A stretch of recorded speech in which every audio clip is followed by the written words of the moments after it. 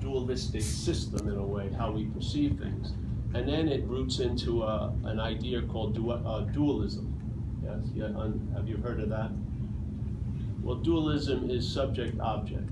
Yes, so basically, us as an experience now, as a perceptual event, there's 2 points that are being that are available. Sometimes you think you're the thinking of things, so you're the subject, yes, and sometimes you're the thought about. So then you're an object, yeah. So then there's subject-object, and so this subject-object non-duality is just basically saying that's not true. Yeah? It's not saying there's oneness or ultimate whatever. It's just saying what there's not. Yeah.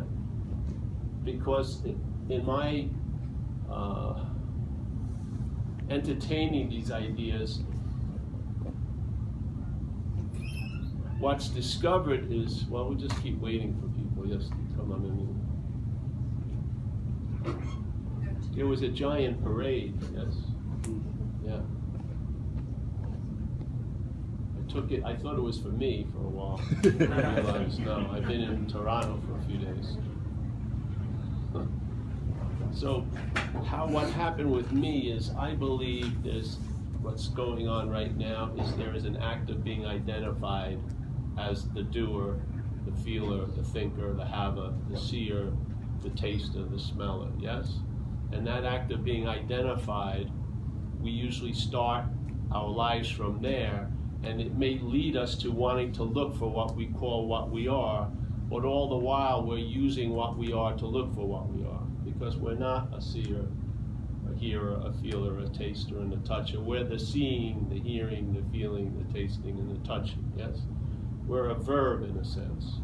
And then the verb sort of becomes attached to this noun, becomes identified as the noun, and then now the noun starts feeling uncomfortable, restless, and discontent, and starts seeking, yeah? And maybe it gets to a spiritual point where it starts seeking for, let's say, its true self, but it's starting from a false reference, yeah?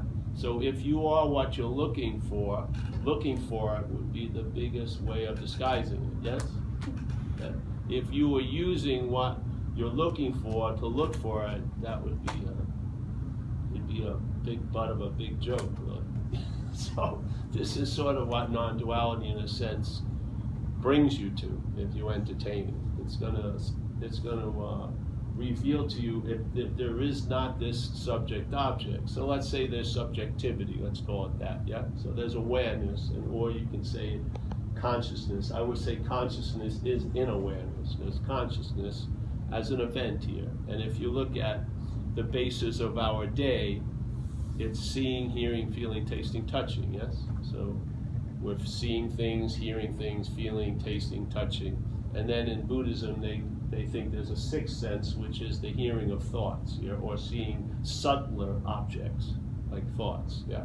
So this is conscious contact. Consciousness is in contact with this place, and I don't believe it's a place, but let's just say it's in contact with what it's dreaming through these 5 senses. You could have 50 senses, you'd have 50 contact points. The consciousness isn't limited by the doors it goes through, yes? And so they're seeing, hearing, feeling, tasting, touching. Everyone's basis of the day is there. And then in time, this is the trip. In time, the mental process arises. Like when you were a kid, there wasn't a sense of being the seer. There was just seeing, hearing, feeling, tasting, touching, like when you were 1 year old and stuff. Yeah, if you ever look at a child, what's so attractive is there's no one home, basically. It's just, So the brain had to develop to start presenting this story about life, yeah? And so the brain's development lends itself to reaching a point, and what it does is it claims what it comes in contact with, yeah?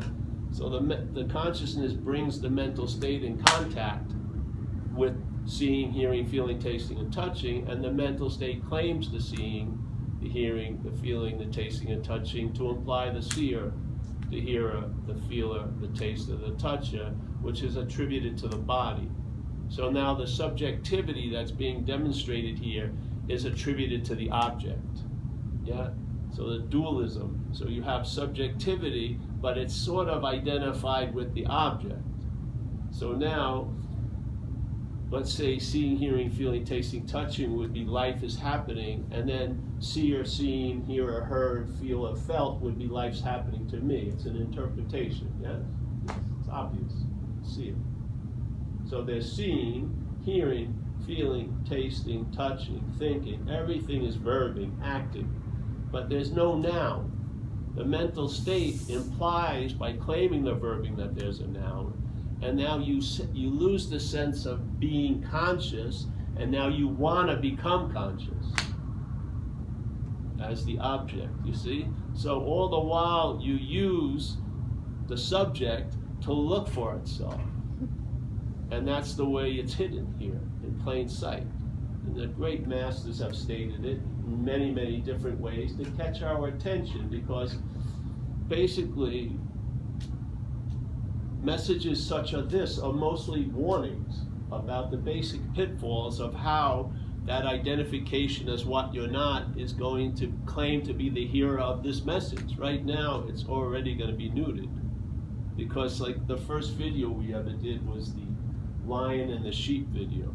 A lot of people never been here, so, well, I've never been here, but a lot of people. So let's say there's a lion and she has a cub. And they're running around the savannah, and then the mother gets killed, and then the cub is orphaned. Cub doesn't really know what's going on. It had a big dependence on the mother. Mother's gone, so it's roaming around, and it sees this herd of sheep, and it starts moving towards the sheep. Now the sheep knows it's a lion, so they get a little flipped out. But suddenly the lion just walks up, and they realize, Jesus, this lion doesn't even know it's a lion. So the lion becomes ingratiated with the sheep and starts living like a sheep, So it's, going to the meadow, chewing cud, It's listening to everyone complain who's going to be the next sweater this season. And it's like feeling a little weird, but it doesn't know any better. It's trying to adapt to the way of life. Everyone seems to be doing it. And it even gets the eye of another sheep, a female sheep, and they have babies. They look pretty weird, but they rationalize it away. And then he becomes a big sheep in this little flock, because he's big and everything like that. But it's barring, it's like got its hair curled and it's, got its nails cut. It's just like sheeping. So then, what happens is this one day an old lion comes into the area and sees this herd of sheep, and then starts running after it to eat one of them. Yeah, and then out of the corner of its eye, it sees this other lion. So it's thinking this other lion is joining him in the hunt, but then it realizes it's running with the sheep. So it veers off from the sheep and it grabs the young lion. The young lion rolls over and goes, "Please, Mr. Lion, don't eat me. I'm just a humble sheep." Now the old lion just grabs it by the neck, brings it over to the water hole, puts both their heads over, they see their reflections, and ammo, you're a lion. Yes? So the young lion gets it. Doesn't have to take 3 months of classes. Doesn't have to practice roaring. All those innate abilities that weren't being accessed suddenly are available, seemingly with no thought and effort on its part, because it's never not been a lion. It was assuming it was a lion. It believed it was a sheep, but it wasn't. Yes? So this is the dilemma. The whole message of non-duality is maybe, just maybe, your mental state takes itself to be a sheep. So even when you hear the message you're a lion, the mental state may take 2 seconds to arise. I don't think any process could beat it. Yeah? It's going to claim to be the hearer of the message. So here it is. Here's the message. You're a lion. And maybe that little bit of lion in you that's still freaking available, it's like, yeah. So you're a lion, you're a lion, you're a lion, you're a lion. Very clear message. It should take a minute, really. You're a lion, you're a lion. It hits the ears and it's heard as, I can become like a lion, because it's claimed by the sheep ear. Yes? I've seen it. I've watched it. It's happening with you right now. It happens all day. This isn't about stopping, it's about seeing it's not you. It's not about stopping the mental processes, it's by seeing they're not you. You're not the product of their interpretation. You're before it, yeah? Before you ever thought you were a sheep, you were a lion, period. Nothing's ever changed. I don't care how, you go to sleep tonight and you have a dream, let's say it's about a 4-second gulp of water. Just the dream is just you drank a gulp of water and then you woke up. And then the next night you have a dream that spans 300 years. Yes? How long does it take to wake up from the dream of 300 years? The exact same amount of time it took up to wake from the dream of 4 seconds. Time doesn't fucking matter. Yeah? You can think you're a sheep, you can act like you're a sheep, it doesn't make you a sheep. Because you're something other than a sheep. This is the whole message of non-duality. It's not an affirmation, because if you affirm what you are, if you describe being a lion completely, what's going to hear it is the sheep. It doesn't go anywhere. The sheep will now want to even become more like a lion, which is going to add more freaking years being a sheep. But if you talk to the lion about the sheep, yeah, if you can get the message to the lion, and I don't think you can miss it, yeah, to talk to the lion about the sheep, that goes somewhere. So people come to meetings like this and you talk about the Buddha, it goes nowhere. If I speak to Steve about the Buddha, it doesn't go anywhere. But if I speak to Buddha about Steve, that goes somewhere, yes? Because maybe, just maybe, that aspect of Buddha that you are goes, hey, I may not be Steve. And you know what? It's correct. So something happens. It's something happens, and it's not cast as lifetimes of practice. It's an immediate recognition of something, yeah? You're a lion.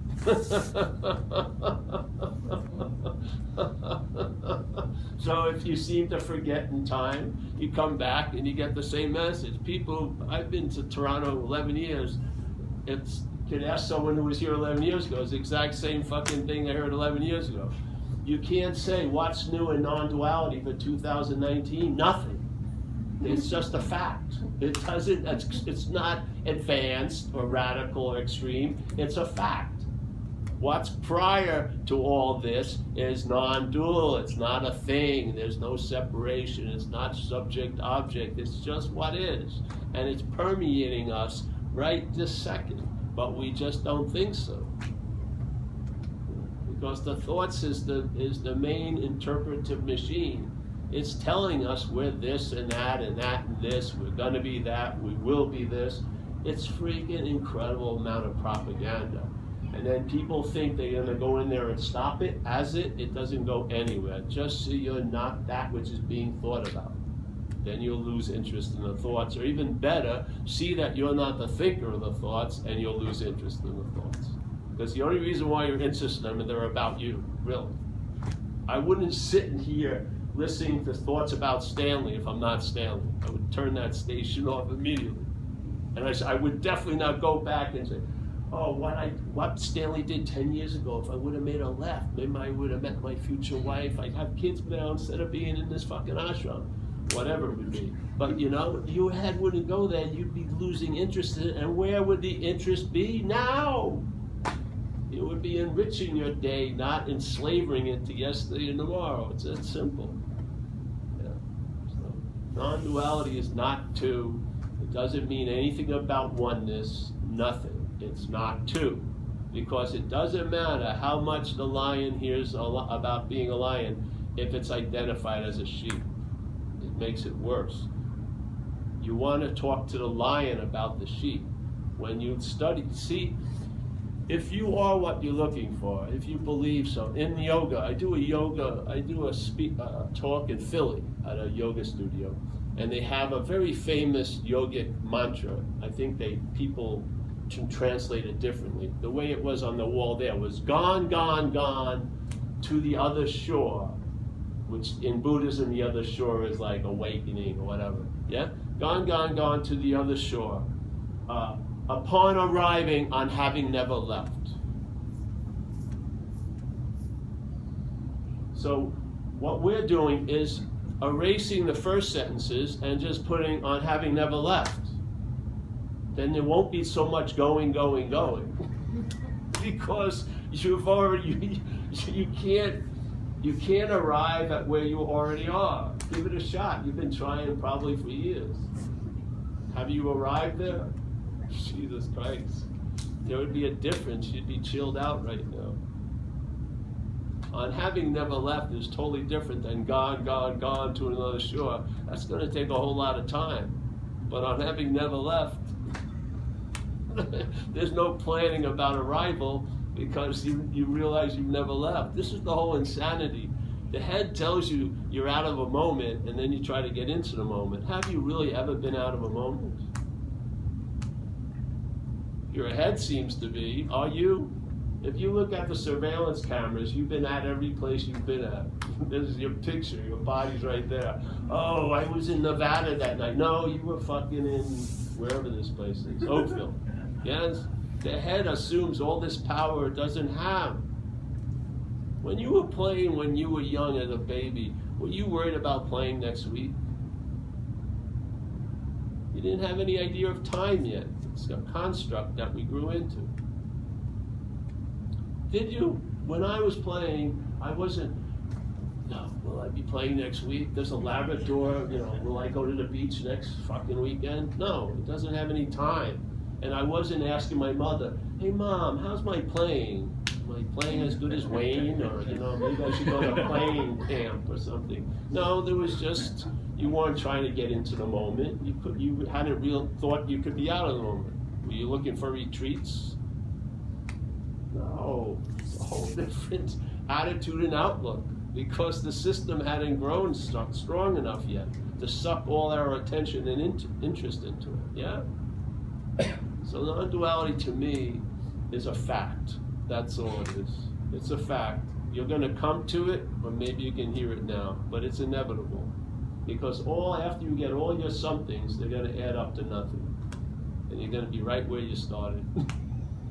Which is exactly where you've always been. So this just saves you time. Cuts out the gone. Forget the other shore. You're already there.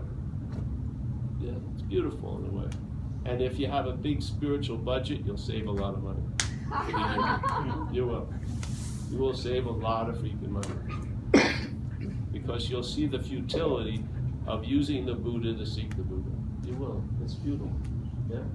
A great master, Huang Po, a great master, Chinese Zen, Huang Po. He was, let's say, at something like this, yeah, and he was talking to people, maybe Jims and Marys, different names, China, Jim, Mary, Conrad, Paul, and he was talking to Jim, Mary, Conrad, Paul, but he was actually trying to talk through Jim and Conrad to the Buddha, yeah. See, you and I are the obscuring agents. We're what's causing the simple message of a lion not getting to the line, yeah, by the identification of something else. So here we go. We're talking, so Huang Po goes, you can't use the Buddha to seek the Buddha. Do you think he would have said that to anyone who wasn't the Buddha? He's looking right at you and he says, you can't use the Buddha to seek the Buddha. You can't use mind, big mind, to seek mind. You can't use light to seek light. He was inferring you are mind, you are light, you are Buddha. And maybe right now, as Steve and Conrad and Bill, you're in the act of using Buddha to look for the Buddha. These are sort of like we're at a spiritual shoe store. We're trying to put out a shoe. They downstairs. They won't let me have a shoe here. So put a shoe, and if the shoe fits, wear it. And this is one of the big shoes. Hey, maybe if you hear you can't use the Buddha to seek the Buddha, maybe that feels like exactly what you've been doing. Who knows? It's like throwing a dart. I think it probably will hit a few people. You can't use the Buddha to seek the Buddha. Very clear. No commentary, no 800 more pages, just whack. And was hoping that what will trigger not Conrad, but the Buddha seemingly in Conrad, so that the Buddha will look at, wait a minute, I'm not fucking Conrad. Yeah? Now what's going to happen? Conrad will continue, but he'll travel lighter as Conrad. Because for Conrad to be the center of the universe, he's not equipped to be that, being an object. It's too much. It's too much for you to be the thing that's always thought about. It's way too much. You'd rather have that light of mind dispersed instead of concentrated. It's just flipping people out. Yeah. So you see it, the thought system, all of the mental processes are used to infer to us all day that we're a body, basically. The thoughts, when the thought system is thinking about you, you're thought about as a body. You're thought about as a doer, that's represented as a body. As a thinker, represented as a body. As the feeler, represented as a body. As the dancer, represented as a body. As the yogini, represented as a body. It's constantly using all the thoughts to infer that you're a body. Yes? The memories, when the attention goes into the memories, how were you pictured in a memory 3 years ago? A body. You couldn't say, oh, there I am as spirit in Maui. You know, where? You know, look at the nice suit I had on. Where? You know, no. Your memories, all of them, picture you as a body. And the perceptions of this world see things. They don't see no thing. They see things. They're programmed to see things in space, not the space, but the things in the space. Yeah? This is what we're relying on, and as the Course in Miracles says, I don't know if you've heard it, it says the brain interprets to the body of which it is a part. Basically, that's simple. So all the information being collated by the brain is basically directed at the story that starts with you as a body. There you go. I mean, there's other options, really. You can have another option. You can have the interest and attention be drawn to no-thingness directly, not to no-thingness through the thing, because that's more interest in the thing. When the thing gets interest in being a no-thing, that's a huge thing. See, this is what happens. People, if I go to a seminar like this or a workshop for 2 years, how to lose the obsession with self, it could be construed as obsession with self, yes? Yes, yeah. You see it? I mean, you can't get out of it because you're in it. You don't realize your role here. You really don't. You're the obscuring agent. So that's the message. I can give you a lot of ways it's produced, because if you are what you're looking for, then you're in the state of being it. Yeah? Being it. You can't know what you are. You can't understand what you are. You can't experience what you are.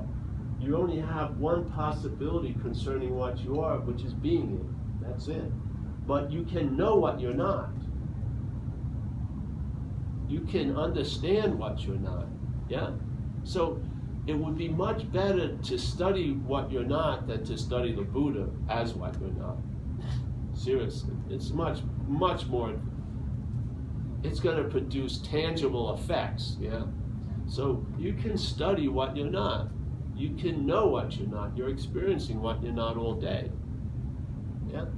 This is a whole just shifting, because if our knowledge is directed from what is ignorant of its own condition, then it's going to lend, that ignorance is going to be lent to every chapter of that knowledge. If you could just have knowledge about that, about the failedness of the system we're relying on, maybe there would be success behind the scenes, not through it or for it, but from it, yes? And then you would see that the freedom is before the bondage, that the inherent state is free of self. That one of us, as a one, we don't have to become free of self, because that would be a self trying to become free of self. Yeah. But the freedom is from. You see what you're not, and in seeing what you're not, you find out what you are. Instead of trying to find out what you are through what you're not. Yeah? Yes. Instead of looking, using the seeing to look for itself, yeah? You see you're not the looker, and then you get the sense of being the seen. Yeah? And then these cryptic statements not just make sense, they put a stop to shit. Yeah?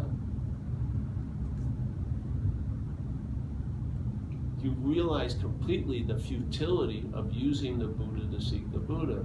And I tell you, when it hit me, it gave me a revelation of like a 20-something year span of time in a second, and it told me that exactly was what I was doing the whole time. I was using the Buddha to find the Buddha, all the while being the Buddha. Yeah. And in seeing that, it stopped because of the utter complete futility of it. Yeah. It was a failed system. And what can a failed system show you? It's failed, and it did. It showed me it's failed, and then I went and read things, and they got re-endorsed by what I read, because Ramana Maharshi, very respected person, would frame this as the problem or the greatest mystery. The greatest mystery is reality wanting to attain reality. The greatest of all mysteries is reality wanting to attain reality. Now, reality would never do that unless it was taking itself to be something other than reality. Yes? And then if that's the case, if reality was taking itself to be something other than reality, then it would be using reality to attempt to attain reality. And that's and he frames it as the greatest mystery, the biggest problem. And I'm telling you, in my humble sense and experience, it's so. Yeah. We have it in recovery. It's a very incredible statement. Self can't get out of self. And people say that, so, and then you're there, and then you realize, I've been trying to do that since I was 7 years old. Every time I shot cocaine, I was trying to get out of me, but I wanted me to be there. You can't include both of them, because there's none of them. Yeah. So that's what non-duality is. It's a simple invitation. And if people don't, and it's thrown over our heads. Because again, if the sheep hears, it's a lion, it enters a path called I can become like a lion. And then it meets other sheep that want to become like a lion, and maybe they get a book about lion and how courageous they are, and they start having affirmations, I'm a lion, and they have roaring lessons, but they sound like they're barring, They they straighten their hair, and they get pictures of lions, and they put them in a room like this, and they have candles, and they come in, oh yes, lion, lion, lion, lion. And all the other sheep would say, oh, Bill, you're getting close, you sound like a lion today. He does it, it's barring, but everyone's excited, they're moving on the thing. But to become like a lion as a sheep could go on ad infinitum, because the lion's never gonna become a lion. It already is a lion. You can't have that. You can't arrive at where you already are. I'm sorry to say. I mean, I'd much rather have it because it's more exciting. I could have blogs about it. I could go to continents and try different methodologies to find myself. Fucking non-duality is very unglamorous. It's always available at all times, right where you are, with no requirement necessary to meet it. You don't look any better or worse than anyone else. You're just awake to. You're seemingly awake to being awake, where a lot of people are seemingly asleep to being awake. The fact is, we're all awake. There's no one gonna become awake. You already are awake. I mean, your conscious contact right now shows it. If your eyes are open and looking out the window, I don't care if you vowed to never see a bird. You're going to see a bird if it flies by. If your eyes are open, you may say, "I didn't want to see that," but that comes after. Yeah, you see the bird. The conscious contact is the basis. That's the starting point. The idea that you're conscious is after. It's a freaking add-on, and now it says it's before. This is what happens. The mental state says. It claims the consciousness, and then it says you're the one who's conscious. And guess what happens? Possibilities that are totally insane become sort of logical. I can be unconscious now. And then I can hope to become more conscious, but in the pursuit of becoming more conscious, most of the time you're less conscious. Well, why would you be motivated to become more conscious? If you saw all there is consciousness, it would take that whole parlor trick out of the game. You would say, hey, I don't care what the head says. It doesn't make it so. I'm feeling disconnected. You're not. I blew it. No, you haven't. Oh, I'm so far away from the truth. No, you're not. I'm out of the moment. I've been out of the moment for months. No, you haven't. This is all, it has no power to assume and do what it's saying it's already done. You're not far from freaking anything.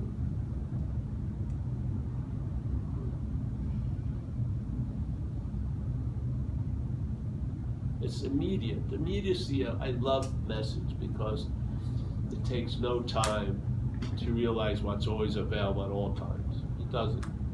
Yeah? And then it also doesn't produce a need to be vigilant because it's always available at all times. Yeah? And you don't have to work hard for it because it's not based on you at all. It's prior to this little story of Paul. Way prior.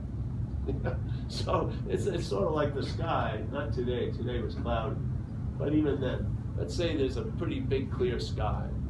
And let's say there was, at this parade they had today, they shot off fireworks. Did the sky get ripped open by the fireworks? Does a plane ever call the tower and say, I ran into a big chunk of sky up here?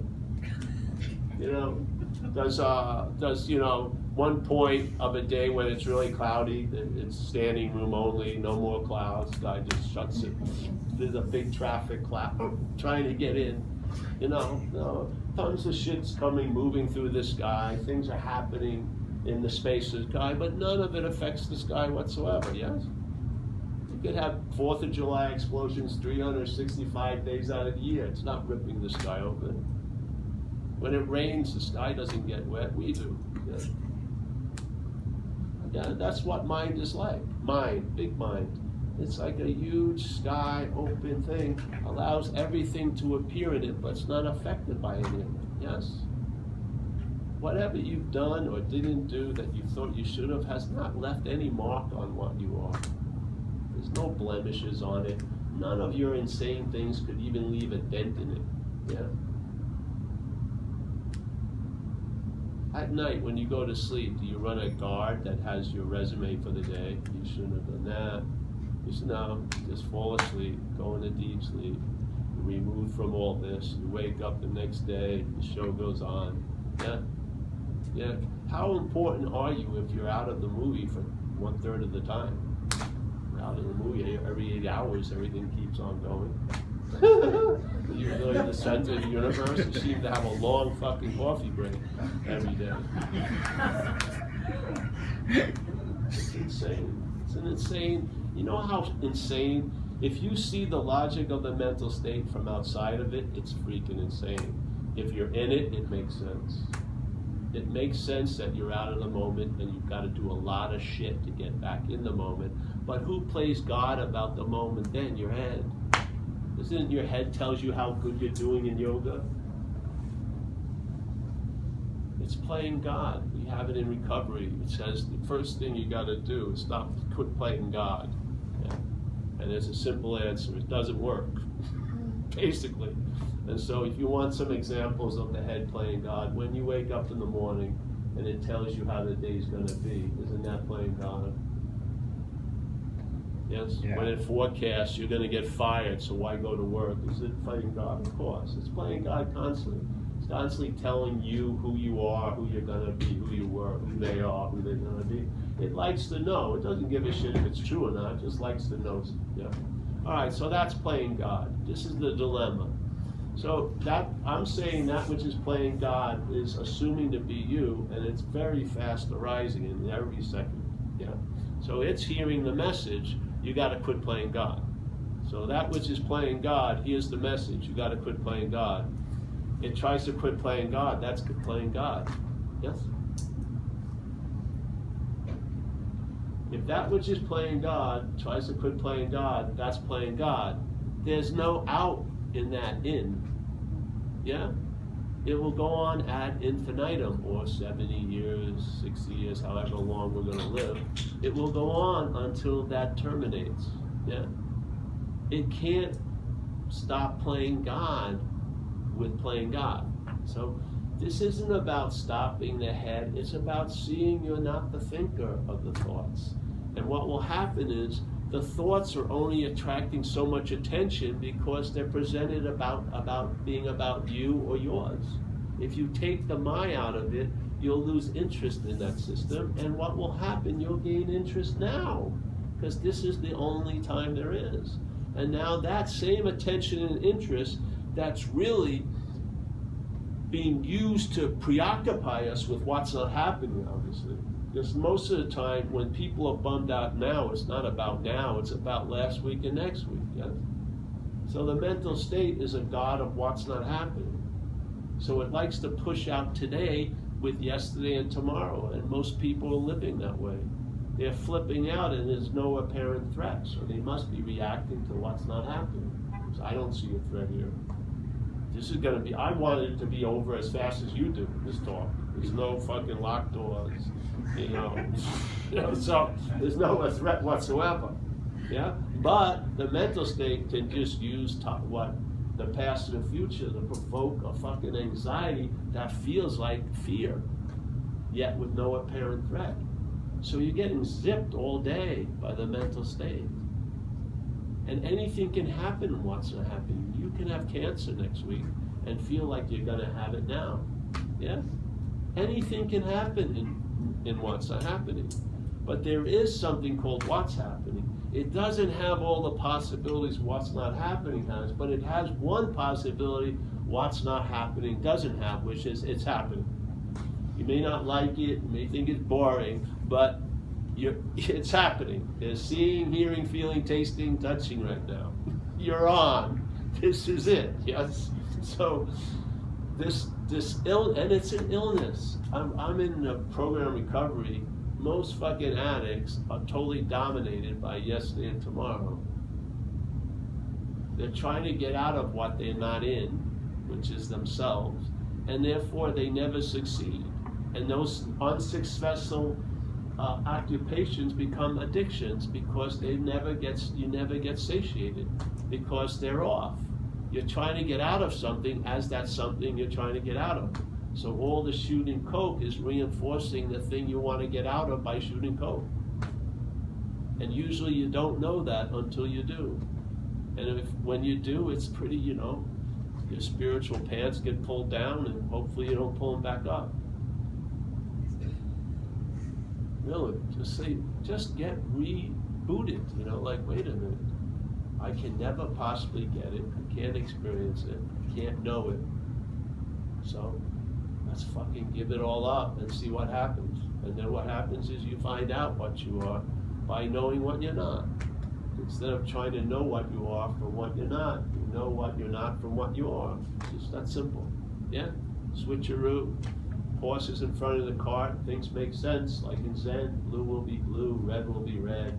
Things will be very clear. Yeah? You never get gypped. You're always here. No matter what your head thinks, or how your body feels, or how your emotions are unsettled, you're here. There's no going anywhere. Yeah? And that idea, and not an idea, really a perch you can sit on having never left is a beautiful way to go through a day. Instead of hoping to arrive every day somewhere, on having never left, it makes the pursuit of happiness like a leisurely walk, gets you content, satisfied already. Yeah, so that's the, other people would share about it differently. That's just the take that what happened with me, the mind changed, and you didn't even know it's possible. You really didn't. You didn't know you could see any other way than the way you were seeing. But you can, yeah? And then what happened is downloads would tell me why it wasn't seemingly available before, and it's sort of like being in a movie theater and there's a big head blocking you, and you keep yelling at the head to sit down, and you realize it's yours. Yeah, that's basically what it is.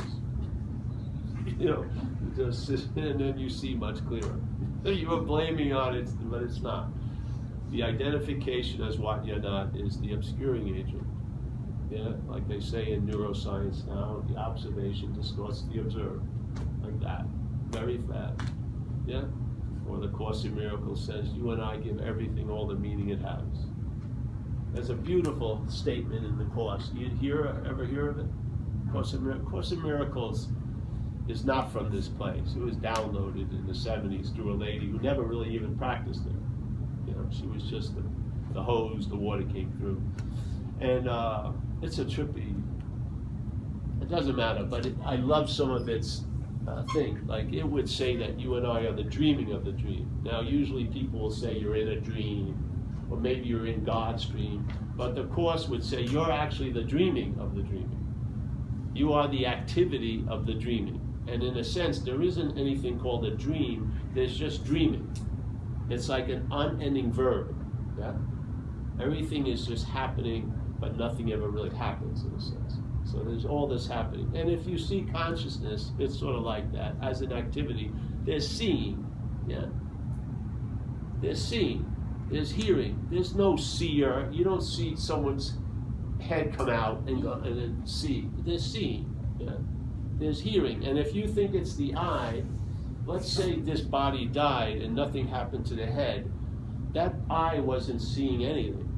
But if you transplanted it to a live body, it would facilitate seeing. It's not the eye, it's what's animating, yeah? It's consciousness, is what's seeing, hearing, feeling, tasting, touching, yeah? So, and also the doing, all these things. See, the mental state is incredible, because what it does is, it doesn't go at every thought and every feeling. It implies that all the thoughts and all the feelings imply a feeler and a thinker. It's a beautiful move. It's incredibly economical, because there are activities called thinking and feeling and doing all day that are really happening here.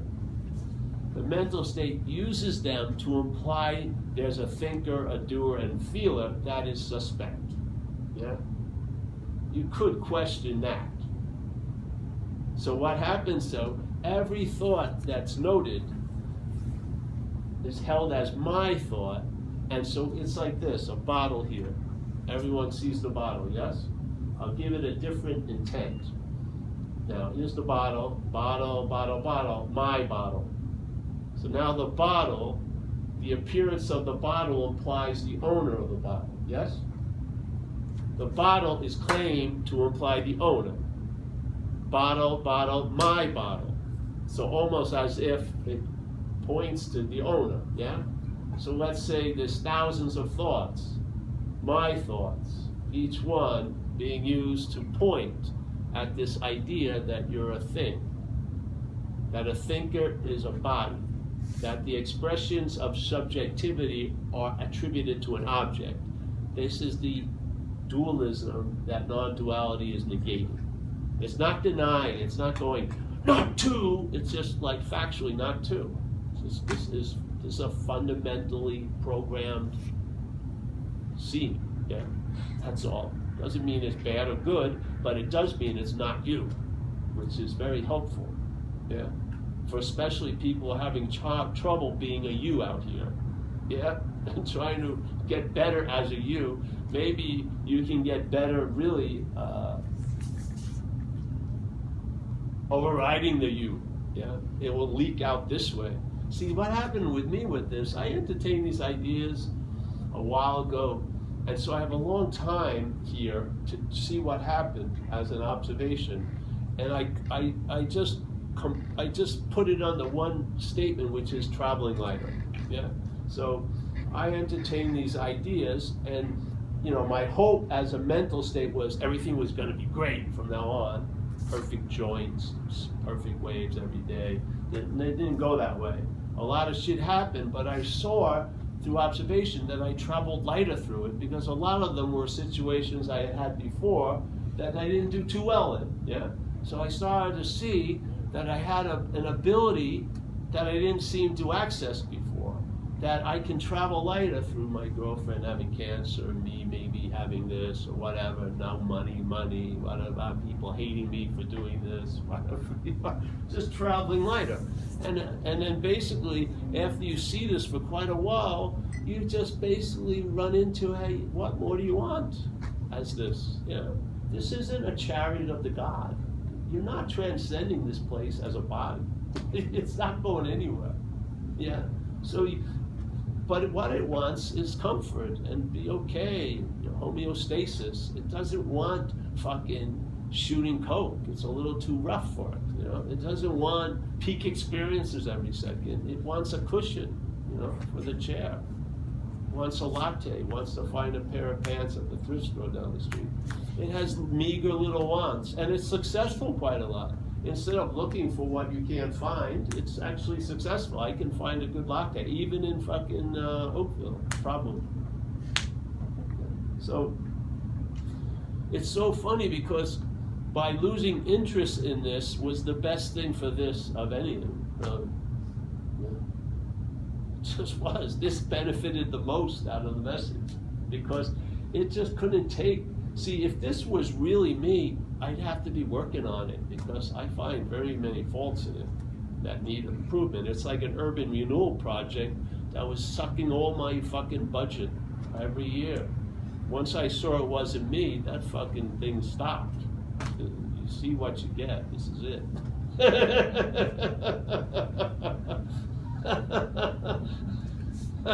It needed extreme maintenance through going into recovery, but the corrections have been made. It's running pretty smooth, and it really doesn't need much observation. I'm not burning down houses or doing fucking things like, just grazing, like a free-range alcoholic, just going around, not causing any trouble, no desire for thought, drinking or using at all, completely. And so, let's let the attention and interest just go where it'd like to go. Not be so directed all day by the mental state, but allow it to find its own little branches. Yeah, and that to me is the abidance of truth, really. To me, the presence is undirected attention and interest. Yeah. So it's just here, almost like a field that no matter what situations or combinations happens, it's the same. It's like the screen, accepting all these movies to be played over it, yeah? But none of what's happening in the movie leaks into the screen. If it's a very sad tragedy movie, the screen doesn't get wet, does it? No. The screen allows all the movies to occur, but it's not affected by it. You need a little of that in your life. Yeah. I would say. Can you imagine if you found something that was always reliable at all times, right where you are, with absolutely no requirement, because you're way past the point of needing it, you are it, yeah? So therefore, that would be a place of great rest, even where there's a lot of activity. You would be actually the oasis that you've been looking for while you're in your desertification. You would.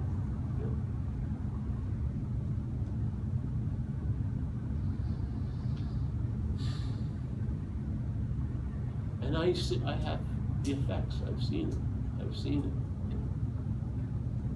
I've seen what I'm not. And there are activities that what I am is entertaining.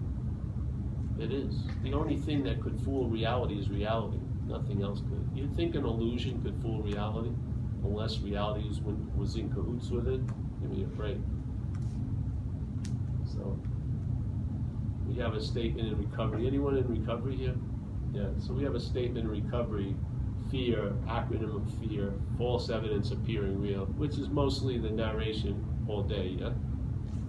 The mental state's presenting false evidence and hoping that it can convince what you are, which is reality, to take it to be so it appears real.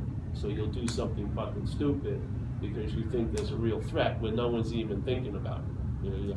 They're planning my demise. They haven't thought about you in years, but you're thinking everyone's planning something.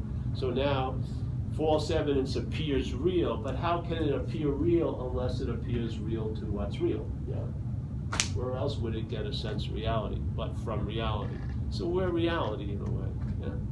The mental state is playing. If you look at the thoughts, are they playing out here? No, they're playing to the one audience. They're trying to convince what you are all fucking day. It's a constant false evidence appearing. It's false evidence. There's a trigger that is trying to hit, which is it will appear real to us. Yeah, but it's false evidence. Yeah. When you're in the bondage of self, false evidence is appearing real. Yeah. And the basis of all the false evidence is you're a thing that does and thinks and feels, and you're the doer of it all. And the language will support that idea. But if you look at the language says you have a lot to do with a lot of shit you have nothing to do with. I have the one I hadn't been in New York in a while. I went there to give some talks.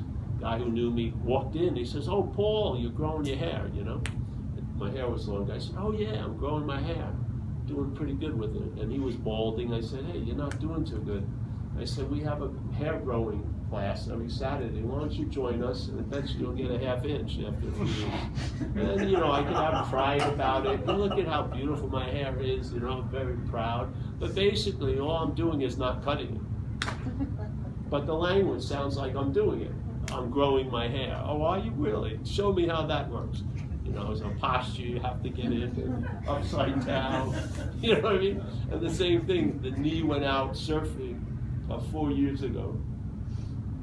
And so when I would tell people the story, it would be like, the short version was, I hurt my knee. So it sounds like I went out in the water with a hammer and pow! But I didn't hurt my knee. I became aware that the knee went out, really. I was like, I had no role in the knee going out. It was just part of the body, and it went out. Maybe because of a lot of years of use. Yeah, but the language sounds like I did it, right? I hurt my knee. Yeah, this is all day you're listening to this. You're listening to it all day. It's convincing us of plenty. Tons of fucking shit. Yes? And so what? Maybe if it's innocent, but it's occupying attention and interest that could be occupied by something else. Really. A much better investment to be interested and attentive to nothing. That has an incredible return than all this little mental minutia going through the head all day. Yeah? Jesus Christ. Yeah, so that's a simple invitation. Do you have any questions? I don't know if I'll have an answer, but that's why, remember, therapy and everything I think is good, but this isn't that. Non-duality is just an invitation of an idea, and if it becomes a fact as you, it will be very beneficial for you. Yeah, it will. That's why I have utmost faith, and especially in recovery. It just illuminated AA, because AA is a path of illumination, but it's really nice to illuminate the path, and that's what non-duality does. You're not a seeker of the light, you're the light that you're seeking. Yes. Yeah. So, yeah. Anyone, any questions? Yes. So what would you say to the idea that we are, in effect, avatars for ourselves? Oh, dreaming? I would say that, but we're not avatars for ourselves. We're not even avatars. Yeah? I would say mind's dreaming, but I don't think mind is anything. Yeah? So, that's how I see it. I believe this is dreaming. Yeah? Dreaming. I don't believe you as this is dreaming. I believe this is dreamt. You're an object of the dreaming. You're not the subject of the dreaming. Now, you think you're the subject in the dream, but you're an object. Yeah?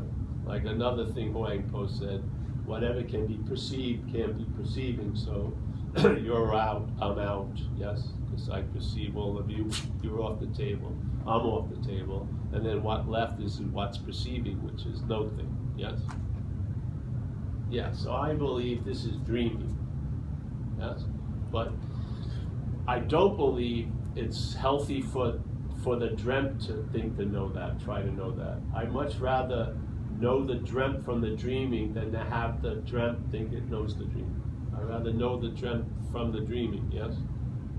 So basically these talks aren't to you from me, they're to what we are, with the hopes that it will look at what we're not and then lose a little interest in it.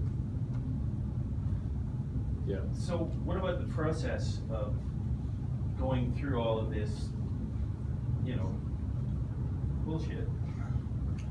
basically arrive at what you're talking about right now, to arrive at non-duality, like I know you said it's a failed system. Do you believe that intrinsically that we just, screwed up over time, evolved in a way that's actually devolving? Or do you think that there's something about going through all this shit in order to arrive at at the truth? Well, I don't think that makes the mind. I think the mind makes that. So mind, there's a statement in the Course I really like, which says, you and I, again, are the dreaming of the dream. We're going to dream ourselves out of the dream, which would mean like this, yeah? So things that are happening in the dream, mind will use to dream itself out of the dream, and as it does, the dream will get happier, yeah? So in a sense, I would say that is one of the things that would represent one of the things you said, that you go through all this stuff, so it leads you to this point, yeah? So in the dream, it seems like this had led to that, and there's some kind of logic, but that's really dreaming, yeah? But that's a way the mind can use the dream to get out of the dream, or it can just see that it's the dreaming and realize it's not in the dream, Either way, it doesn't matter. One will take longer in time, yeah. So people say, they worked and they did all this stuff, and then they had an event where something sufficiently whacked them that altered their attitude and outlook, whatever, yeah? They wake up or something. But if one of those events happens, I pretty much can guarantee you that when something hits you, it will tell you it's always been that way. So it just negated the whole story that you did something to arrive there. If you just perchance seem to arrive there, it tells you it's always been that way. So did you arrive there? So in one story, in the comic book world, you can have a comic book about it, but in fact, when you get to the last page, it just says there was no need for the comic book. But it's art, really, yeah? I mean, if, like we have in AA, this idea of a higher power, Course in Miracles has the idea of a Holy Spirit. And the way I see it, one of the many ways, is in this place, the brain is interpreting to the body. All right, so the brain is taking in the information, putting it together to fit its frame, which is you're a thing, you started here, and time, and all this. It has its parameters. So then it collates everything to and that's what they're doing with Google and Facebook. They know this, and so when you hit a topic, they give you everything you like to hear.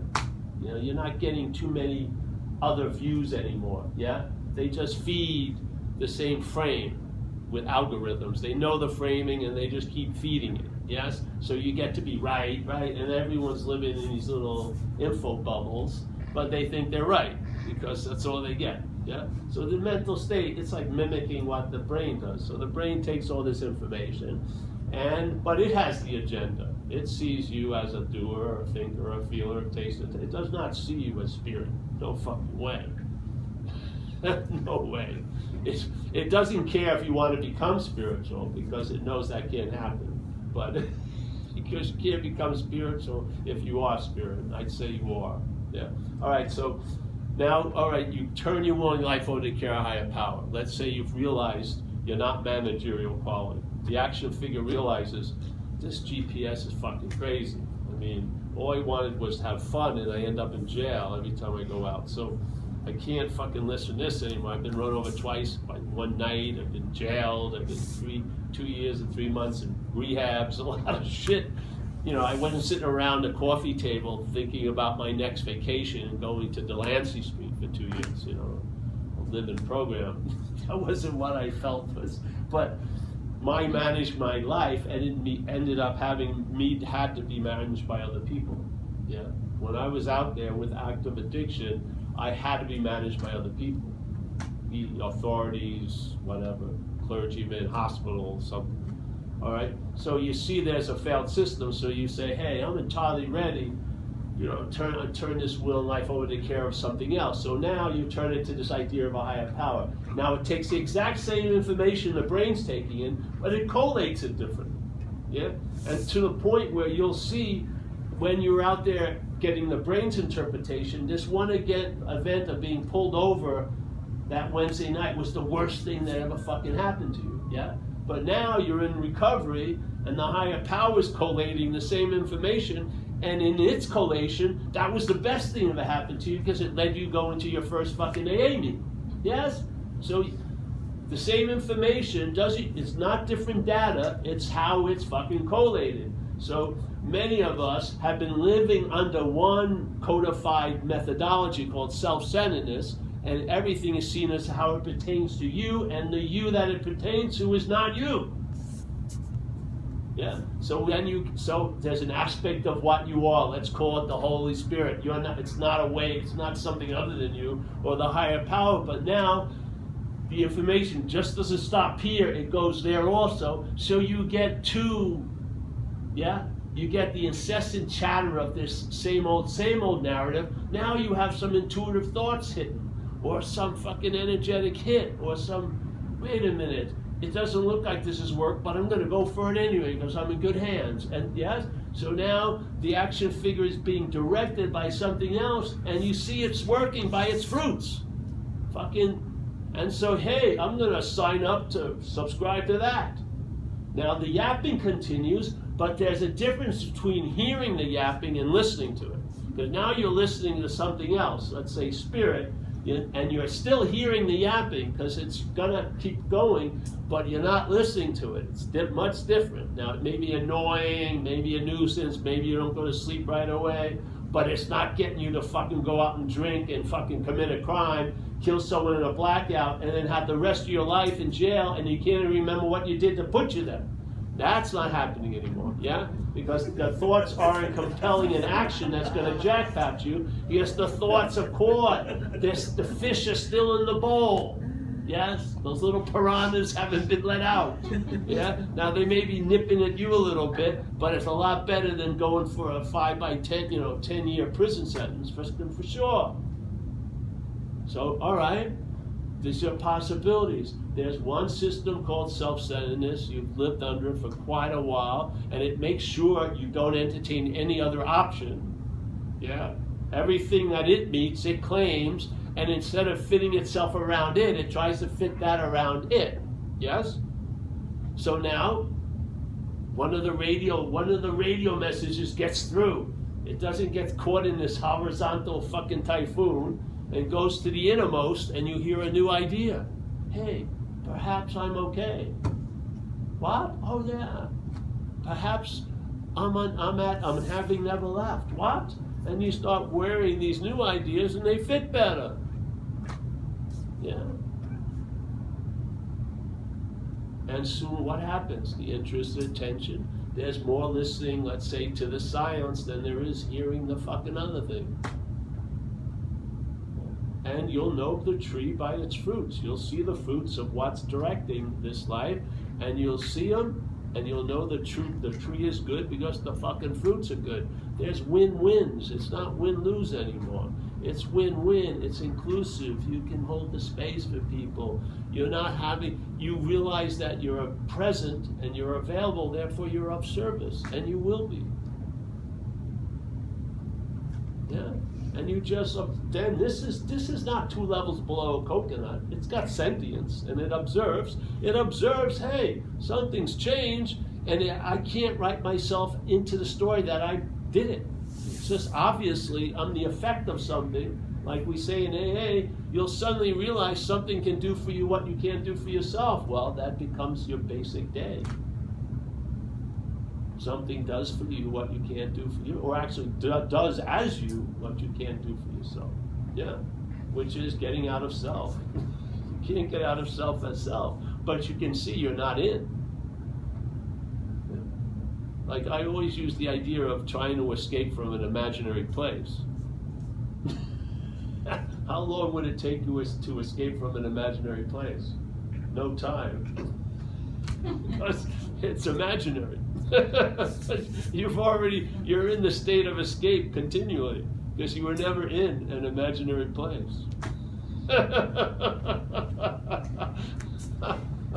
The head believes there's in and outs. Fucking spirit doesn't. Spirit is not dualistic. It's not binary. It's not right angles. It's not obtuse angles. It's much more circular and spirally. Things are win-win. Everything's included. There's no need for one thing by the exclusion of others. Everything. The sky doesn't say no to fucking anything, does it? Oh no, Mr. Cumulus, I've had enough of you today. No. Stratus, yes. No. No, it's just open, just like our minds are. Why not let it come and have at least a little influence here? I mean, really. You ever see those dogs when they have mange, they put those collars on them? You can look at people, they're like that. They're in the bottom of a satellite dish. It's all about, it's like the planet Paul with everything orbiting around it. And then you're bitching about all the moons and shit, but it's your gravitational pull that are keeping them there. The thoughts have a tendency to come and go. It's the mind that fucking anchors them. And see the difference. Resentment and my resentment is totally different. If you put 3 words up here, money, health, sex, everyone have a reaction to seeing those words. I'll change the whole word without changing a letter in it. My money. So here I am. I wish all of you have a lot of money, but I don't want you to have any of my money. The my changes the meaning of everything. Resentment, my resentment. Totally different. Fear, my fear. Totally different. There's a statement, I'm just going to indulge myself with recovery. There's a statement, the big book of recovery is an unbelievable book. Too bad it's got pigeonholed and it's only for addicts, alcoholics. It says everyone, the mental state is addicted to the idea of being the doer, the thinker, the feel, the haver. That's the primary addiction. All other addictions are trying to get out of that addiction. That's why they don't get out of it, because the addiction migrates to the next thing.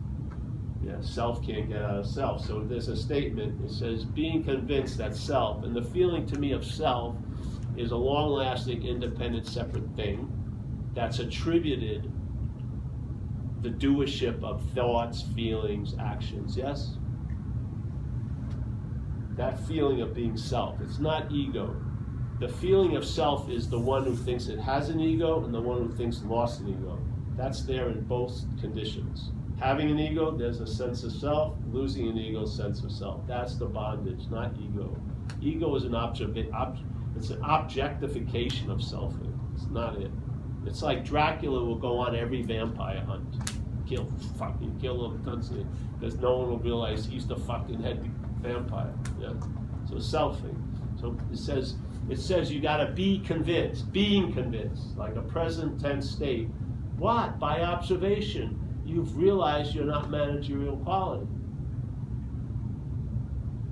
Being convinced that self, manifested in various ways, is what has defeated us. So Bill W., knowingly or not, is separating us, the two. It's saying there's something called self, and there's all of us. And this one idea of self is manifesting through us, and through those manifestations is defeating every one of us. Yes? One whatever defeating all of us. How? Not by itself, but by manifestations. And says if you're convinced of that, we'll look at its common manifestations, which points to self, and the first paragraph that is resentment is the number one offender. All right? So here's people get this, and then they want to do an inventory, and they do an inventory on what they call my resentments. They're not their resentments. They're manifestations of self. Why are they calling them theirs? Because they're in the act of being identified as self. Just like if Stanley was manifesting through me and I kept calling them mine, I'd be identified as Stanley at that minute. That's the root of the problem. The root of alcoholism is affixed to the root of the idea of being self. So, and you see it, the difference between a resentment and my resentment can be years. My resentment, people have a resentment for 50 fucking years. They've been milking it like the golden cow. A resentment, maybe for a half hour, an hour, it dissipates until maybe usually by a new resentment. They keep coming. Yes? Same thing with my fear. It's not your fear, it's mental anxiety. Probably been quite a while since some of us have actually really been threatened. But the mental state's provoking the physiological and emotional feelings of fear by obsessing over what's not happening, really. Yeah? How are you going to how can you find a solution to what's not happening? The only solution is it's not happening. As soon as you try to apply a solution to it, it's happening. You know what you see? We are what's happening, entertaining what's not happening. That's what allows it to seem to be happening. Next week does not appear to be happening to any fucking animal other than us.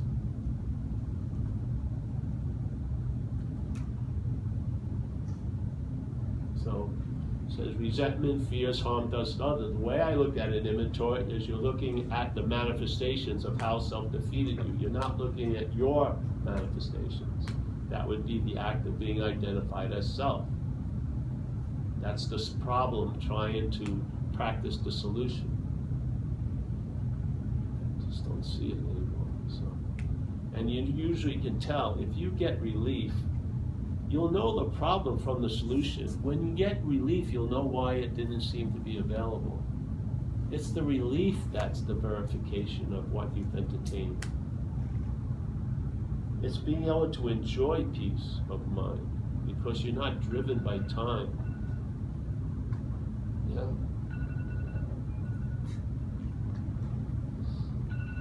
So any questions? Yes, yes. Would you say that there's like a false assumption that the body has the spirit? Yes, for sure. Is that the biggest fault, right? Well, there's a lot of them, but that's one, yes. So like a dead thing assuming that it has the living, as opposed to living thing having the dead thing. Yes, exactly, yes. And now, well, again, because the identification is the body, then the spirit, identified as a body, may want to get to know itself.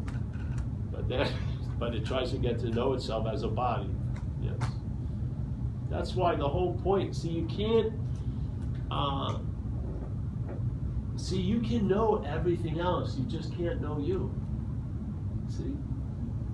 So that thing that has worked, applying it to everything other than you, can't work about you.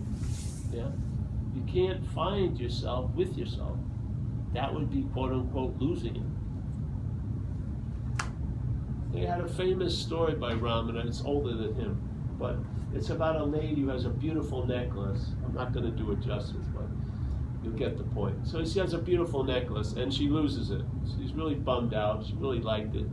And so she enlists her friends to help go and search for this necklace. She really wants to get it back. So they start looking for it. They have no success, and then they hear about somebody who says they found a necklace. And they can teach others how to find the necklace. So they go to the meeting, and the person says, all right, I found the necklace, here it is, look at me, and I think I can help you, send me a check, and then send me a check every month, come to one talk, and they'll write a book, how to find the necklace, and whatever. And so, because you really want the necklace, you sign up, you go to meetings, and he tells you how great it is to find the necklace, but you don't seem to have it. And then one day, so you're really bummed out, one day someone comes in and says, hey, feel your neck. And the lady feels her neck, and there's the necklace, seeming like a miracle. And now she feels incredible joy. She found the necklace, but it had never gone. It had always been around her neck. Now this is the real trip. But when she believed it was gone, she was bummed out.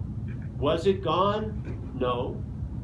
So the cause of her bummed outness wasn't actually so, but she believed it so she acted as if she was bummed out. And then she felt great joy when she found it, but she didn't find it. It had never left. If that ain't dreaming, I don't know what is. So here we are dreaming that we're something that we're not, to the point some of us are trying to look for what we are through what we're not. And so this is why you're here at this message, knowing it or not, because maybe you're not going to get it, but it's going to get it. It's going to get that, wait a minute, it seems like that's what I've been doing the last 16 years. I'm open to maybe put the horse in front of the cart, let's see how it looks there. Yeah, and maybe you'll be a great yogini without having to think you're a yogini. You'll just be yogini. Yes. Yeah. You'll be meditating, you won't be a meditator. Yes. You'll be a teacher. You'll be teaching, but you won't be a teacher. Yeah. You'll be advising, but you won't be an advisor. Yes, it's so beautiful. And it's so obvious you have nothing to do with it. It's very difficult for it to try to claim that it's doing it. You know how much I prepare for these talks? Obviously you can see. We don't have a get-ready room. I wasn't here at 2 o'clock. You walk in, because I have complete faith that the water is always available. Why? Because it's always been available. It just keeps coming in ever since 28 years ago. Things have been moving through, and it has never been based on this condition. I've had terrible sinus infections. My fairy princess just broke up with me before a talk, or I was waiting to hear if I had AIDS. I had no money. I was getting fucking kicked out of my apartment. It didn't matter to it at all. It saw me as a hose. It wanted to come through. It came through. That's why I don't believe you have to have it to give it away. I believe if you're willing to give it away, you'll have it. That's been my experience, yes. So I realized over time that I don't have to be in any condition for it to be its condition. It can come through me or you anyway, it doesn't matter.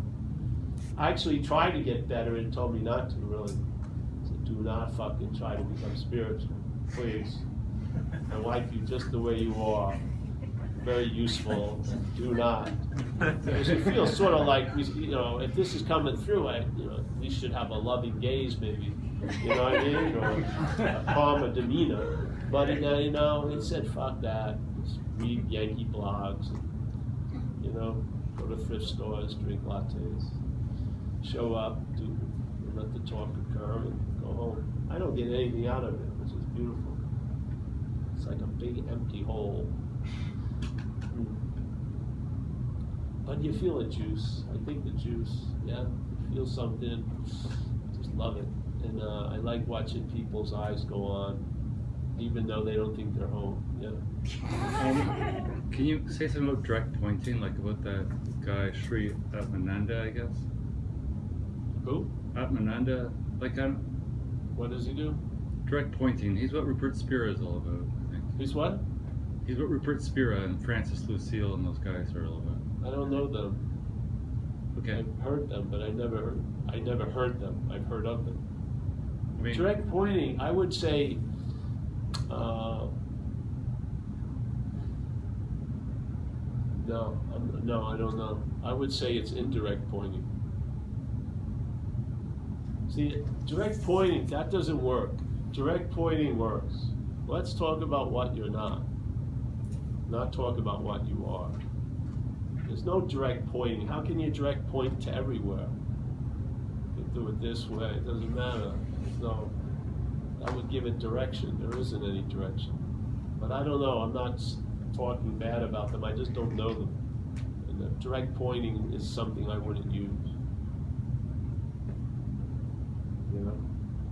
Indirect pointing, behind the back pointing, it doesn't fucking matter, you can't miss.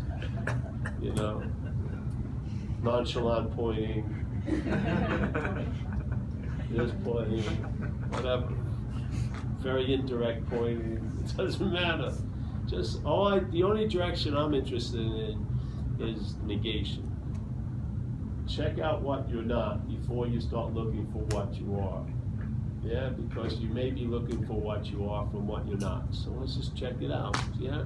And maybe if you check out what you're not, you may find out you are what you've been looking for. And therefore the looking will stop and the seeing will become obvious, yeah? Looking is different than seeing. You stop looking and then the seeing, yes? It's diffused, yeah? More panoramic. I gotta stick with that, but I can't say yes or no because I never read any of them. I stopped reading people in 2000, I think because I felt When I heard this, see, I wasn't hearing this in satsangs I went to. I was hearing descriptions of me as consciousness and this and that. I wasn't hearing that the sheep was assuming to be the lion. So the message was never getting to me. It was getting diverted. So, and then I saw that reinforced in Ramana's and Huang Po and other people's writings, that it's a very important point, because it's a very sleight of hand of misidentifications in place. If you don't see it, you're going to be looking from it. So once that became clear to me, I've never changed the message, because it's pointless to move on if you don't see this, because you may be looking for what you are from what you're not, because it's going to keep attempting to do it. It doesn't stop. You just see it doesn't imply you. Yeah? This isn't about stopping anything. It's about seeing how much or how little you're involved in that. Yeah? Yeah? You are the seeing, but you're not the seer. Yes? You are the hearing, but you can never be heard. What's hearing can never be heard. What's seeing can never be seen. What's feeling can never be felt. What's tasting can never be tasted. It doesn't have any qualities. Yeah? You are that. How can you not be? So yeah, I feel there was pretty direct pointing tonight of what you're not. So tell Rupert. Yeah. Can I ask another question? I love it. So then, is that how you identified as what you are not? Or are you identified with verbs, actions? Not identify with anything.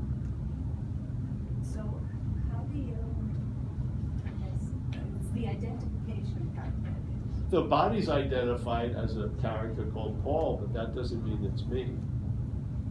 Do you identify as spirit? No. You have no idea. You can't find one. You only look to what you're not to show that you are not anything. No, it's in seeing what I'm not is the closest I can get to what I am, basically. That's the closest way I can get. That's sort of like a weird glimpse.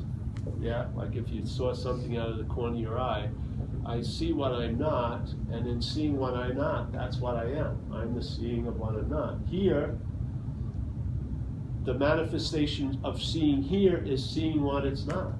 That's what it's doing. This is dreaming. Yeah. So that's the way I describe it. But I don't really take my pulse. I don't know what's going on there. You know, I show up here and then I show up somewhere else and then I'll be home and it'll be like it never happened.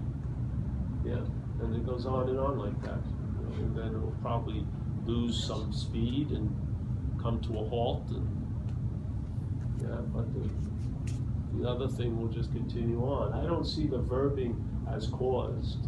I don't think something caused the verbing and therefore it can make it end. I think it's just verbing. I don't think there's any nouns to be found here, really. I think the mental state implies nouns, but it can only imply a noun from the verb. It has to claim the seeing to imply the seer. Yeah? I'll give you the equation if you want, all right? So here, there's a statement we use, I don't know if I was clear about it tonight, but if you go to if you go to YouTube, Paul Hedderman, a lot of the talks, we call this whole thing selfing. So I don't believe there's a self, but there's selfing. Yeah? And selfing is, you know, and it's just fun to try to, you know, clarify things. The act of being identified as self. That's what selfing is. Now, people hear it and think there's the verb would be the act of being identified, then there's a noun self. No, it's a whole verb to me. The act of being identified as a self is a verb. The mental states are in it. When the attention and interest goes into the mental states, you catch them in the act of being identified as self. Yeah? So that to me is selfing. So selfing is used to imply a self. And when it does, then the self gets presupposed and now thinks it's doing the selfing. You see it? It's an incredible robbery. Ramana says there's a presupposing, which means pre is before, yes? So the assuming is now, but it's assumed to be before. This is the move of the mind. See, the mental state doesn't play by the way we play by time. We believe there's something called the past and this present moment, and inexorably is moving to the future. The mental state doesn't do that. The mental state uses what comes after and implies it to be before. So there's a verb called selfing. A guy did it with me in LA, beautiful. He knew of our stuff, and so he said, all right, Paul, let's call selfing Pauling, all right? And he says, Paul, how much is Paul Pauling on a bad day? Like 80%, you know? And on a good day is Paul, how much is he Pauling? Maybe 10%? And he had this whole thing. I said, no, you don't understand. It's Pauling that's used to imply the Paul. See? And it was if I had a illustrated cartoon book of this message, I would have had this as illustration.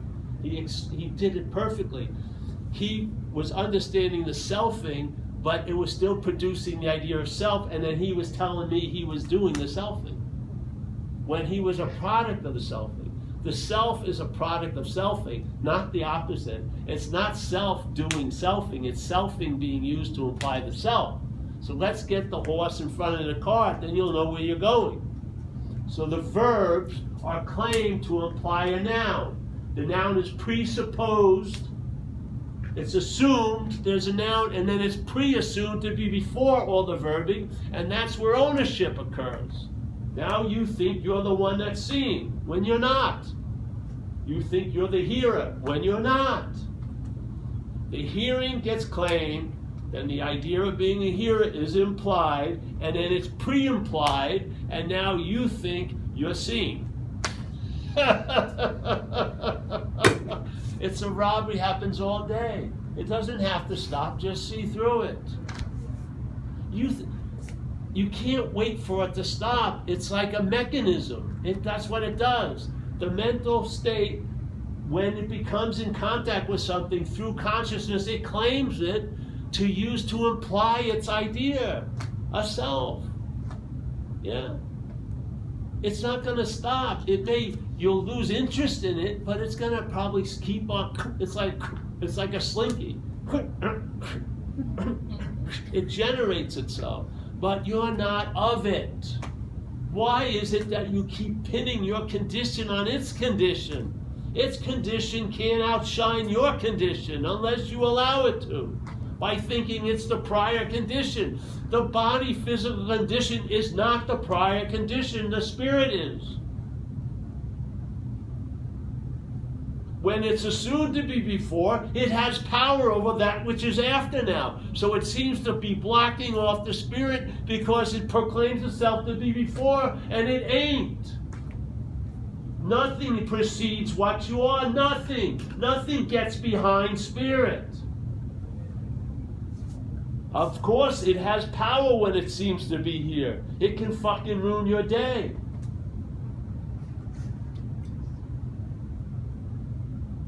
It's like this. You want to get a suntan. You think you're here. There's the sun. And there's these things called clouds. The clouds can seemingly block you off from the sun, yes, if you're here. What happens if you're on the sun side? You see the clouds, do they have the ability to block you off from the sun? No, do they? You still see clouds, but they don't have the power they had. Yes or no? Yes. It's your fucking position. I don't care how it looks, I'm on the other side of the clouds. I don't care what my head says, what my body says, what my head says because of what my body feels. I don't care all of its fucking stories. I've seen it. It's like, remember that SNL thing, Land Shark? The pizza, and then they go, a big land shark would bite them. Come up, vacuum salesman. I think it's the land shark. No, really vacuum. It's like the same thing. It's like land shark. We keep fucking falling for it.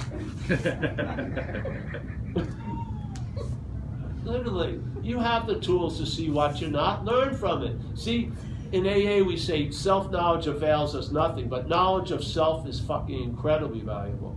Any knowledge claimed by self avails you nothing, but knowledge of that which is trying to claim everything is valuable. Fucking study what you're not. Understand what you're not. Instead of trying to apply that to what you are, turn it on what you're not. And I'll tell you, I bet you'll get much more fruit out of that than trying to fucking understand what's not understandable. Didn't you hear it in the beginning of spirituality when most places? It's indescribable. It's not understandable. Then why is someone trying to describe it to me all the fucking time? Describe to me something I can see. All right, I'll describe how the mental state produces a sense of self. There you go. That's valuable because you're going to have the same thing going on. Maybe you'll see it now. And if you see it, you're not it, obviously. And all it takes is one little hit where more of the interest is on what's seeing instead of the whole activity, and you'll start building an immunity to that which wants to take you constantly into what's not happening all day. Yes? And then you'll give up this whole idea of, I've got to get into the moment. You'll have a complete realization you can't be out of a moment.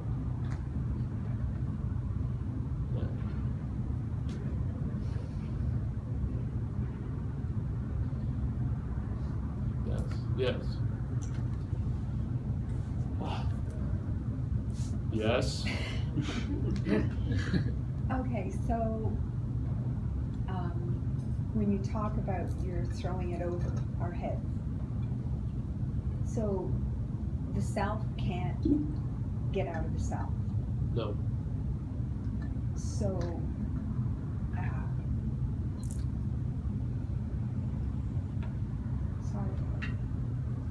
sometimes, you know what happens with me, so would it be a good idea to listen to the message a lot? Because then then this is hearing more? Well, it matters. If it seems as real can be, let's say if you think your house is on fire and you're burning up, it's better not to listen. There is no house and there's no fire. Just get a pail of water. And then when the house is out, maybe the person will talk to you and say, you know, doesn't it seem suspicious? You're on a lot of fires. Maybe show your role in the fires, yeah? But at the point you're burning, get a fucking pail of water. I would suggest when you're seemingly, it's appearing to you that you're under a deep thing, use skillful means. Don't try to use skillful means. Don't try to use non-duality as a skillful mean. It doesn't work well. There's better skillful means. Yeah? So that self can seemingly get a little relief from self. Yeah? Non-duality is a fact before all this. Yeah? When someone who's flipping out wants to get out of something and he tries to use non-duality, it won't work that well. Yeah? Well, what I mean is that when the mind disappears, it does it on its own. It just happens, right? So, but the message is that the more you hear the message, it doesn't have to be, but the hearing of it, if it takes more, that's fine, but it doesn't necessarily be that way. To me, the message is to reinforce, because in time, people seemingly think they can forget. So you just provide a lot of information so that they can access it, you know, when and where they are, with the hopes that it will trigger a certain sense of like timelessness and on having never left, yeah. And so that the whole trying to deal with burdens, maybe you could just sort of, you know, see them in a sense. Yeah, I don't know what the intention is. I just want to see people travel lighter, really. I don't want to know many people, really. I know enough already. But I want to see people travel lighter in their own lives. Yeah. And I mean, you know, day to day, not like, you know, the weekend that you planned for 4 months ago, but now. Yeah. And then because I see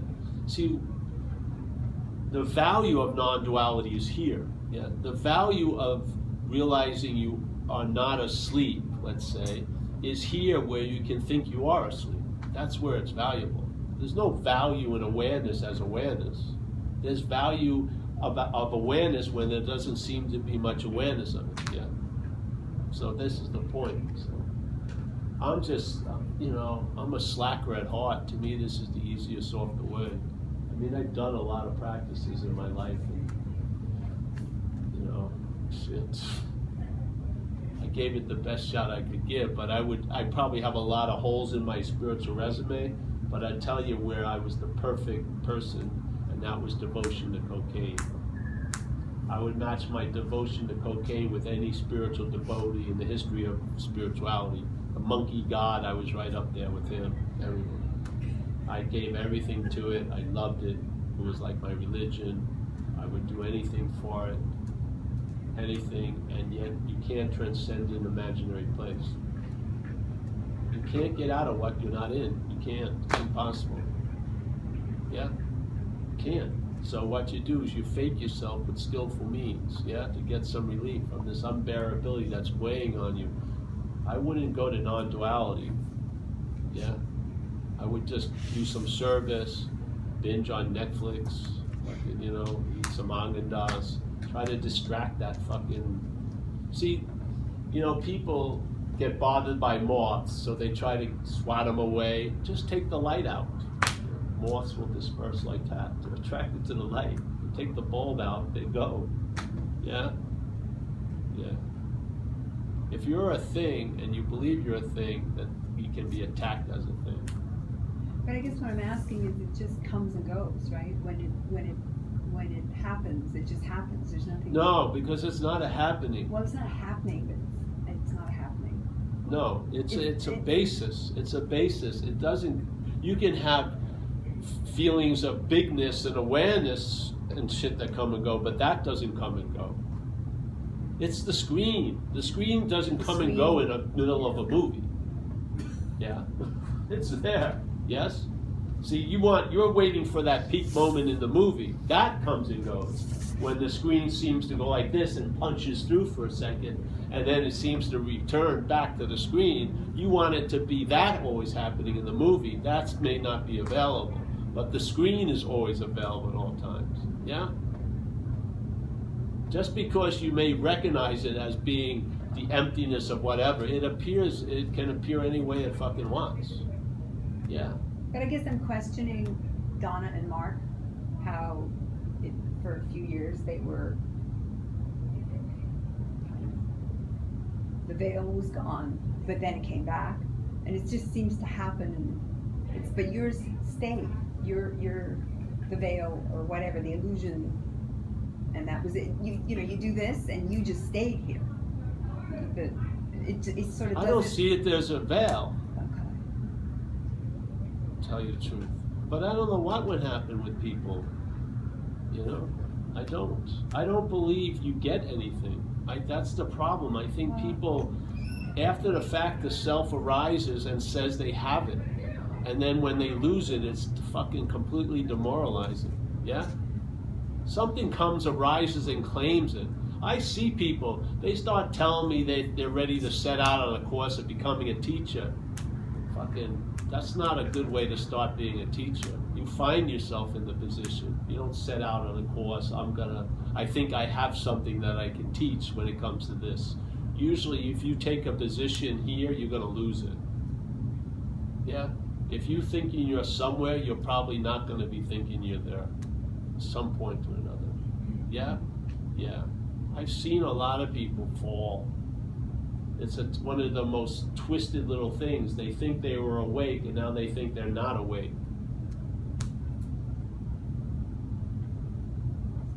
Yeah? I don't know. I have never had that experience. To me, it's an ordinary, like, dog shit awareness. It's all fucking always available at all times.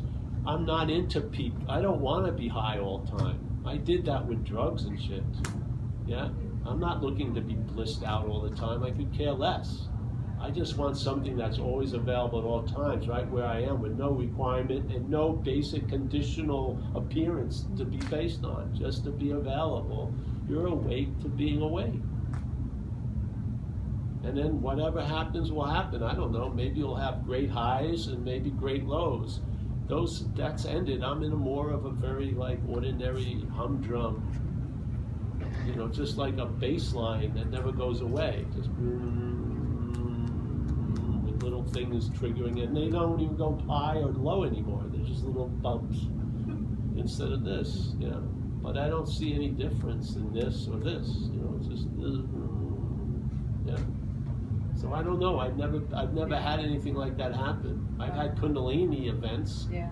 and that's that. Kundalini isn't an awakening. No. It's just energy. It's energy, you know. But the way Mark describes it is that he disappeared. He wasn't How there. did he know if he would have been Well, there to know it disappeared?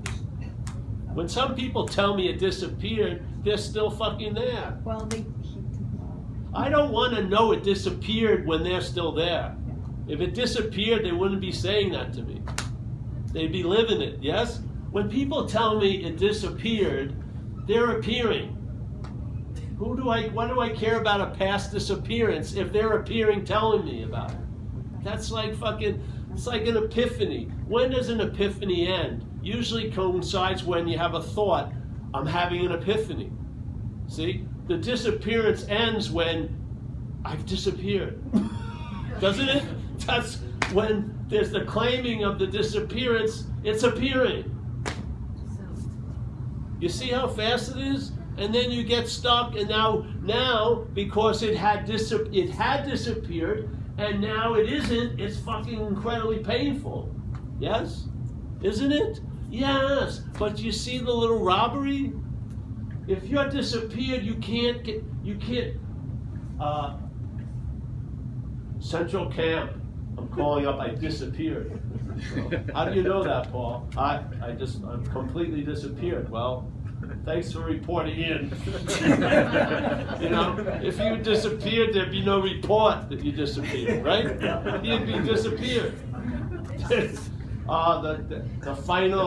final message was sent. Postscript. I thought that was the final message. It blank, goes off. There's no message anymore. Yeah, I'm not joking. I think people get fooled. Yeah, I do. I would take shelter in the ordinary, not the extraordinary. It's much more reliable. Yes, much more reliable. A highs usually dictate there's going to be a low. Seriously. And if you get a little tasty of that, you're going to have to drink this. And what happens with a lot of people, those peak experiences are so desirable, but most of the time now they're suffering not being in it. So it's like, just like the word enlightenment and awakening. Enlightenment in one definition means cessation of all suffering, but in a lot of spiritual groups it's causing suffering. Yeah, people are not enlightened, he's enlightened, I've been to more meetings than him, how did he fucking beat me to enlightenment? So enlightenment and awakening, we would have been better off if we never heard it. We'd just be nice, having nice stretches and shit, feeling fucking good. We wouldn't have to, is that awakening? And who's gonna notice? Who's gonna proclaim they're awake? Fuck, just live it. Someone who's humble doesn't know they're humble at the time. Because that's what humility is. It's anonymous. And so you're literally anonymous. You're just fucking doing shit, Oh, I'm doing shit. Just doing shit. But I don't know. That's never happened to me. So I don't have a thing. But I feel for it, because if you thought you had something, it's like my old idea of God was you know what hell would be? It would be you knew of God and you have no recourse ever to know it again. That would be hell, right? You get a taste of God and yet you never have a chance to have it again. That would be hell. Yeah? It would be, first, to really have hell, you'd have to have a taste of what it could really be like, and then never having the ability to have that. Yeah? So, that's never, I don't know. I don't know what to do. I guess they're going to have a new mental illness division. They'll probably have mental, psychiatrists that work on that thing. My idea of being a psychiatrist would be, my specialty was what's not happening. So I book about 60 people in one day, because I know the session's gonna be really short. They're thinking they're gonna have an hour, and Mr. Smith would come in and start bitching about what's not happening. I go, that's not happening, see you next week, Mr. Smith. Make about 150 each person, could retire before the week was out. Because that's the answer. What are you gonna do? Oh, let's go over what's not happening. And it's fucking happening. Yes? Yes? Yes. A disappearance, when noted, is an appearance. Yes? Yes. It appears something has disappeared. That's the only way you can realize. When something's disappeared, you don't know it. Yeah? Yeah. I don't know. Yes. It seems like where I've felt this my whole life is with like interests, where it's like I have no volition over my interests, and they are just what they are. It seems like that's the easiest sense of that. There's no controller. Yes, yes, yeah, sure. Well, to me, I feel like interest and attention knows its source. I think inevitably it would like to spend more time resting in nothing, really, than into things. I do. You know, I think, you know, my idea of a presence is undirected attention and interest. You know, it's just not being sent on chores all day. And it's just like hovering around, and you can feel, you know, you have a sense of it. You can't touch it, but there's a sense. You know, you feel larger, let's say. You feel more available. You feel like you're not in the back 40. When life rings the bell, you're there. You're not out to lunch. Yeah, there's a lot of ways it seems to show itself. And to me, that's more than enough. I don't, you know. Experience isn't it. Highs aren't it. I got super high on cocaine. You know, you think a 10-day Vipassana retreat, something, take a 10-day cocaine retreat. If you can fucking live through 10 days of shooting coke, fuck, that is something else, because you'll see the beast from head to toe, because you can't sleep, and it's ripping you like thousands of little asses holes all over you, just going off. I mean, if you don't get killed by that, you're gonna garner some knowledge of something that may be put later on to use. Yeah? Fuck. These retreats now, they're, you know, Costa Rica, they're like vacations. Sumptuous meals. I like to see them go on a retreat in Newark, New Jersey. It'd be fucking, no one would sign up. Hoboken, New Jersey, 10 days on the waterfront. Oh yeah, I'll sign that up. It's like vacations now. It's great. I like vacations. But if you're meditating 13 hours a day, you're thinking you're going somewhere. Yeah? To me, I have blood pressure, I meditate 10 minutes, 20 minutes. Yeah, for the blood pressure. Yeah, it's for the body. If I'm sitting 13 hours a day, I think I'm going somewhere. I do. It's not like I'm thinking I'm going somewhere. That's off.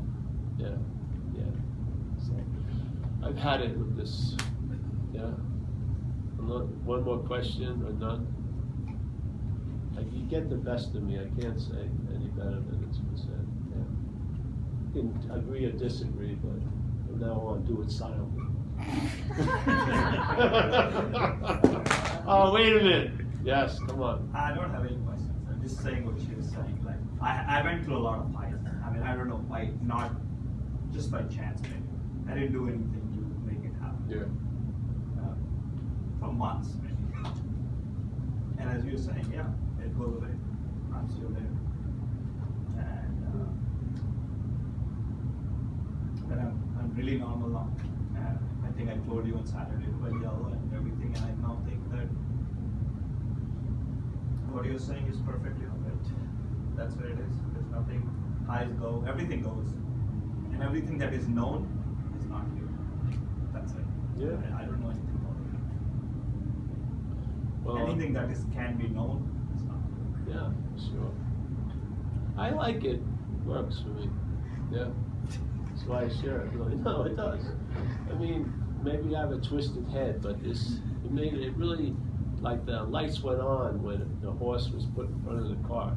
It just made sense. The whole path, all the cobblestones, I could see. It's just clear as day. And it was such a simple little thing. But the logic is stubborn, you know. It has a certain groove, and it's difficult to sort of entice it out of the groove. It just likes to run, like they call them in Hinduism, samskaras, deep mental grooves. I think, obviously, self-centeredness is a bunch of deep mental grooves, you know? It's difficult to sort of whistle the water out of those grooves. Yeah. So to have it seen in a new light, and then suddenly it built on this sort of weird new logic, and there was a seamlessness to it. It was so beautiful. Yeah, it was just seamless. It was negation, and it never switched to affirmation. Just negation. It's just negating, because then you leave it up to you and I to find out what it is, and you will. Once you start seeing what you're not, you'll find out what you are. You will. You'll get messages not of thought. You'll get direction. You'll send, you know, things, all different things can show up. And to me, they all are like whispering from the same source, you know. It's like letting me know that, you know, I'm in good hands, so to speak. And I just do much better directed by mind, not mental, mind. And it's a win-win. I love it. It's not like I'm going to get over you. It's like it's much more inclusive. Yes, and I just have the best I can do is honoring. Yeah, the action figure can't be it, but it can respond to it by honoring it. You know, I joke around a lot, and I try not to make it look too formal. You know, but I have great honoring for all of this, a huge honoring. And I have a lot of fans who've been seeing me for a while, and you know, they have to admit they're all traveling lighter, and really, what more did they really want? You know, so, and a lot of people don't see me after a while because I'm meant to become obsolete. Hopefully not tonight, but you know, soon. And then they send me Christmas cards and call every once in a while because they got what they needed, and it gave them the ability to find it in themselves, yeah, and find something truly reliable. And maybe they're all huge spiritual aspirations would all be counteracted if they just were satisfied and content. Yeah, maybe if you were satisfied and content, it would be more than enough. Maybe you're this target of I want to merge with it. Really, you may just want to, you know, have the temperature right in the room. Really. You know, you may not have these large aspirations. Just want to be chilled out and be available to others. Yes, and stuff like that. And, you know, not take all this stuff so seriously. Like we say in AA, Rule 62, don't take yourself so seriously. The only way you can do that is see it's not you, really. If you see it's you, you're going to take it super seriously. Yeah, but if it's not you, you start. The same thing in my head that was like CNN is now like Comedy Central. It's the same fucking narration. It's just hilarious now. It's amazing how insane it is. And small. Just very small and vindictive and powerless and just, it's hilarious, really. It's a trip. I mean, I don't see how it's like better than any channel you can turn onto if you could see it as other. It's hilarious, most of the shit that comes up. So, hey, I want to thank everyone. Did everyone, I have nothing to sell. I had one shirt left. I do have one shirt, but it's in the, oh, here it is.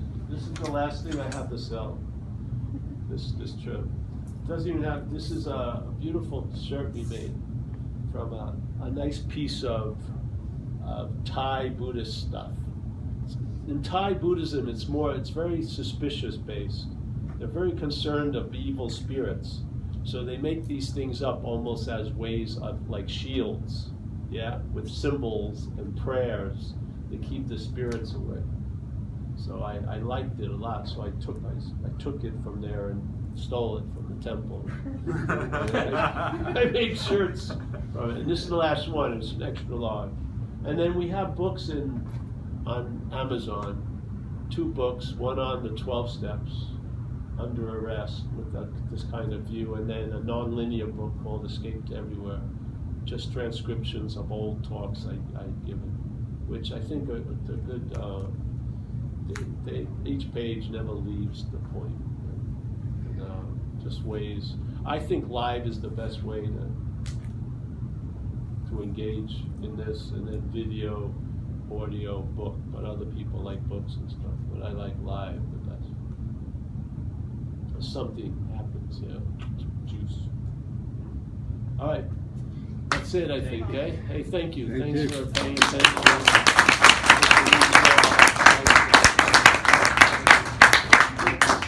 I like that one. And, yeah, and I think some of us are going to go eat if you'd like to join us at Maroon's. Maros. Maros. I've got to call them, hopefully. Yeah, we'll just go. And